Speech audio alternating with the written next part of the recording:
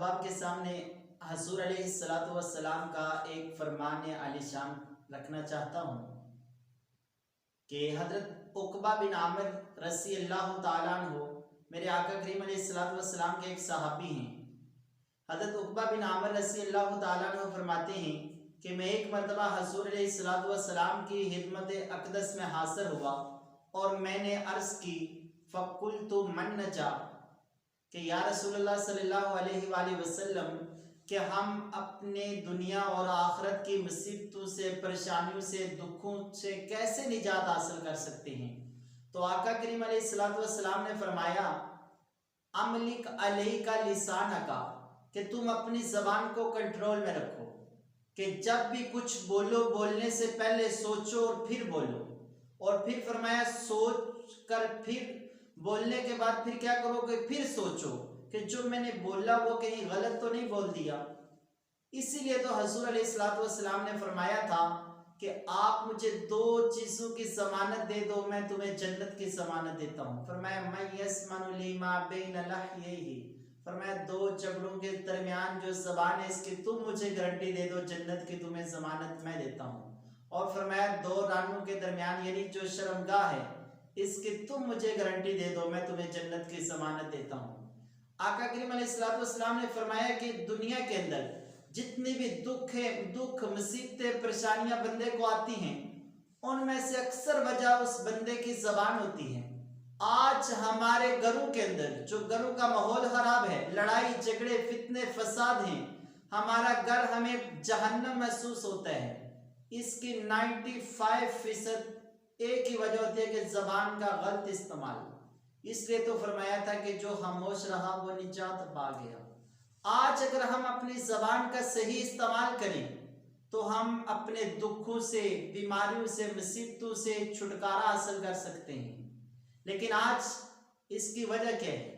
ख़वातीन भी ज़बान का बहुत ज़्यादा गलत इस्तेमाल करती हैं कि उनकी महफिलों की रौनक नहीं सजती, उनकी महफिलें फीकी पड़ जाती हैं जब तक उनके अंदर वो चुगली ना लगा ले, ग़ीबत ना करे, दो चार इधर उधर की बातें ना लगा ले। यही हाल आज मर्दों का भी है कि वो भी जब इधर महफिलों में जाते हैं दो चार इधर की दो चार उधर की सुनाई, कुछ झूठ का सहारा लिया, कुछ ग़ीबत, कुछ चुगली, कुछ बुहतान लगाकर अपनी महफिल की रौनक बनाते हैं।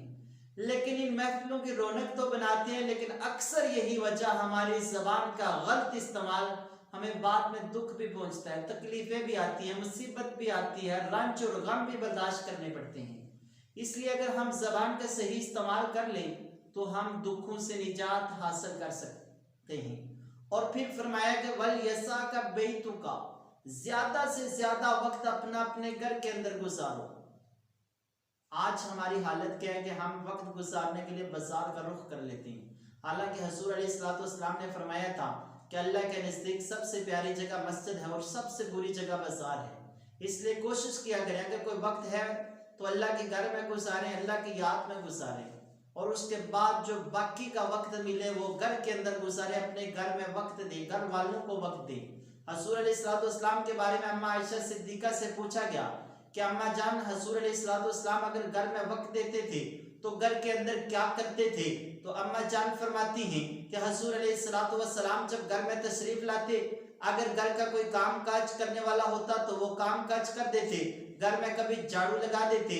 इसी तरह अगर कोई कपड़ा वगैरह सीने वाला हो, कोई फटा हुआ हो तो उसको सी लिया करते थे, अगर जूता वगैरह टूट गया हो तो उसको सिलाई कर दिया करते थे।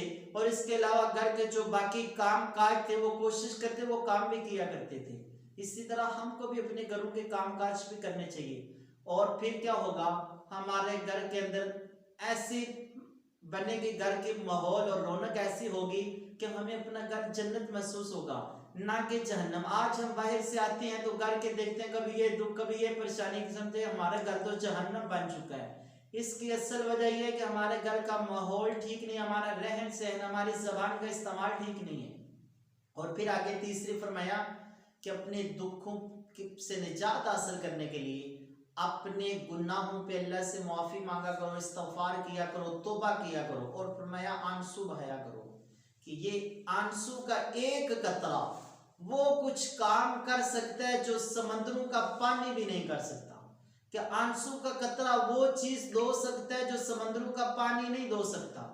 तो ये उकबा बिन आमिर रज़ी अल्लाह तआला अन्हु के सवाल थे जो उन्होंने आका करीम अलैहिस्सलाम से सवाल पूछा, तो आका करीम अलैहिस्सलाम ने इस पे जवाब दिया था। मैंने आप अहबाब के सामने रखा, यकीनन आपको ये मेरी बातें बहुत अच्छी लगी होंगी। तो आप इन्हीं अल्फाज से मैं आपसे इजाज़त चाहूँगा।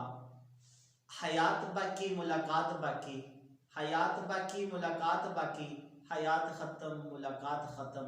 तुम ऐसा कोई काम करना, कोई जुगनू कोई सितारा संभाल कर रखना, मेरे अंधेरों की फिक्र छोड़ो, बस अपने घर का ख्याल रखना।